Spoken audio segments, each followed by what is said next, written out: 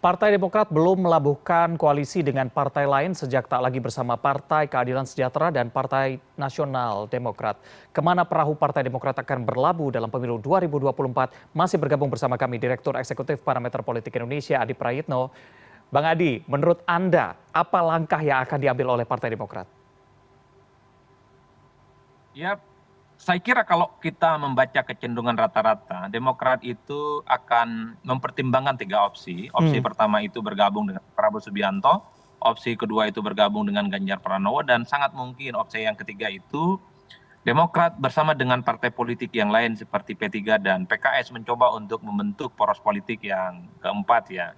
Tapi opsi soal membentuk poros politik ini rasa-rasanya agak sulit Mas karena P3 apapun judulnya sampai hari ini masih menjadi bagian dari koalisi dengan PDIP yang mengusung Ganjar Pranowo, begitupun PKS yang menyatakan tetap setia dengan Anies ya, sekalipun PKS itu kelihatan tidak terlampau happy dengan Muhaimin sebagai wakil Anies. Nah, kerumitan-kerumitan ini yang saya kira memang poros keempat agak sulit ya. hmm. Ditambah misalnya sekalipun Sandiaga Uno berduet dengan AHY, elektabilitas kedua pasangan ini tidak terlampau kompetitif jika dihadap-hadapkan dengan Ganjar, dengan Prabowo dan Anies Baswedan. Paling mungkin saya kira secara rasional Demokrat itu akan memilih kira-kira siapa calon presiden yang menurut mereka akan memenangkan pertarungan politik.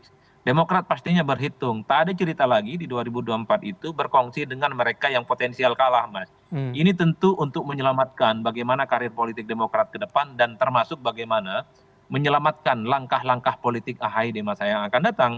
Karena AHY, Partai Demokrat, kalau tidak menjadi bagian dari kekuasaan politik di 2024, maka jangan pernah berharap AHY itu akan menjadi seorang tokoh penting ya yang akan diperbincangkan tentu di pemilu 2029 yang akan datang.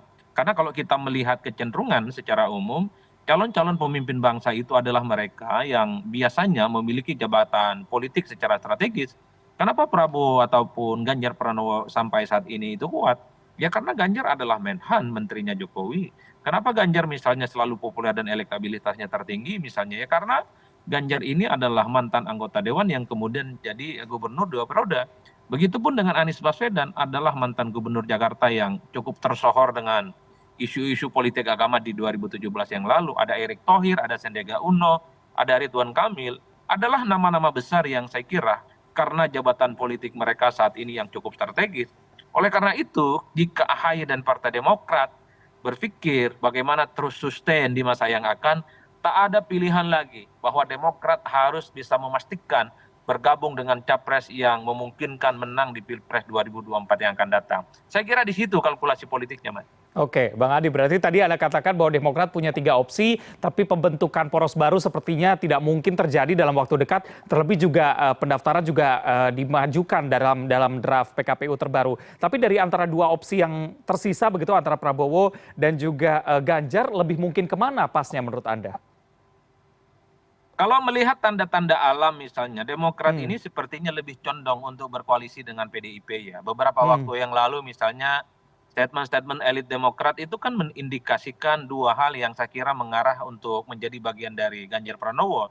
hmm. Misalnya Partai Demokrat itu mengatakan bahwa sekalipun berbeda mereka itu dengan PDIP, tapi Megawati itu tidak pernah jahat dengan mereka. Kan begitu Mas pernyataan mereka. Hmm, hmm. Kemudian beberapa waktu yang lalu elit Demokrat mengatakan ternyata jarak antara Demokrat dengan kantor P3 dan PDIP itu nggak terlampau jauh.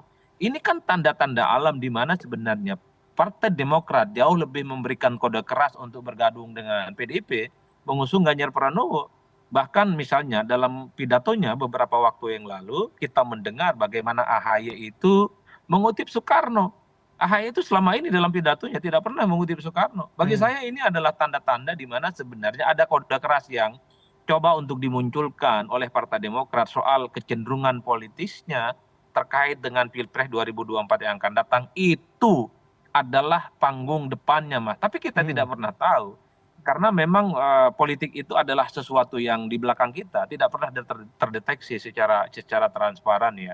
Apalagi misalnya kita bisa menyaksikan betapa ada jarak psikologis yang cukup tebal ya antara Partai Demokrat dan PDIP yang saya kira memang akan menyulitkan bagaimana kedua partai ini akan berkoalisi. Oleh karena itu, maka sekalipun Demokrat tidak pernah memberikan kode-kode untuk ke Prabowo Subianto, bukan tidak mungkin pilihan terakhirnya akan bergabung dengan Prabowo, dan ini akan menjadi momen yang ketiga kalinya bagi Demokrat mengusung Prabowo sebagai calon presiden. 2014, 2019 Demokrat sudah bergabung dengan Prabowo, dan 2024 ya sangat mungkin mereka itu akan melabuhkan dukungan politik ke tempat yang sama.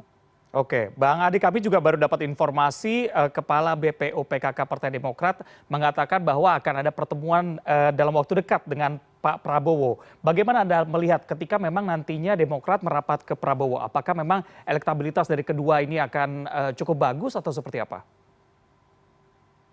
Ya, dalam politik Mas, sekecil apapun dukungan partai itu penting. Apalagi Demokrat yang saya kira saat ini menjadi partai papan menengah ya, yang saya kira akan memberikan keuntungan secara politik ke ke Prabowo Subianto ya. Tapi publik juga tahu Demokrat ini kan kalaupun toh berada dalam satu koalisi politik sering nakal. Demokrat ini tidak sungkan-sungkan ya mengkritik calon presidennya sendiri. 2019 yang lalu Partai Demokrat sering sekali mengkritik Prabowo, seakan-akan Demokrat itu tidak pernah berkoalisi dengan Prabowo Subianto. Oleh karena itu, sekalipun Demokrat ini penting dukungan politiknya, sepertinya Prabowo Subianto atau Ganjar Pranowo sedang menghitung betul, sedang berhati-hati betul. Jangan sampai Demokrat jika berkoalisi dengan mereka memiliki daya rusak politik yang sangat luar biasa. Coba bisa dibayangkan, kalau bergabung dengan Ganjar misalnya, tapi kemudian Demokrat itu lepas kendali, tidak bisa dikontrol, dan terbuka juga mengkritik Ganjar, itu kan justru merusak dari dalam. Begitupun kalau Demokrat jika bergabung dengan Gerindra, tapi tanpa henti mengkritik Prabowo Subianto, itu sama halnya dengan melakukan bunuh diri politik. Oleh karena itu saya membaca Demokrat gitu ya, tidak terlampau penting sebenarnya bagi Ganjar ataupun Prabowo Subianto. Kalau Demokrat mau, mereka lah yang butuh gitu ya. Tapi partai-partai dan poros itu tidak perlu mendatangi Partai Demokrat. Karena in the end bagi saya, Demokrat itu pastinya harus memilih salah satu poros, Mas. Karena ada undang-undang yang mengatakan bahwa partai politik yang tidak ikut Pilpres, maka dia tidak boleh mengikuti pemilu-pemilu selanjutnya. Oleh karena itu, sekalipun Partai Demokrat tidak dilamar oleh Ganjar, tidak dilamar oleh Prabowo Subianto, mereka lah yang kemudian akan melamar calon-calon itu untuk mengamankan supaya Partai Demokrat itu bisa ikut pemilu di masa yang akan datang. Baik, baik. Di waktu yang mepet menjelang bisa dibilang sebagai injury time nih, waktunya udah mepet banget, kita akan tunggu bagaimana arah dari Partai Demokrat ini akan berlabuh ke yang mana begitu, antara Ganjar ataukah Prabowo. Kita sama-sama tunggu begitu ya. Terima kasih Direktur Eksekutif Parameter Politik Indonesia Adi Prayitno sudah berbincang bersama kami sore hari ini. Selamat sore.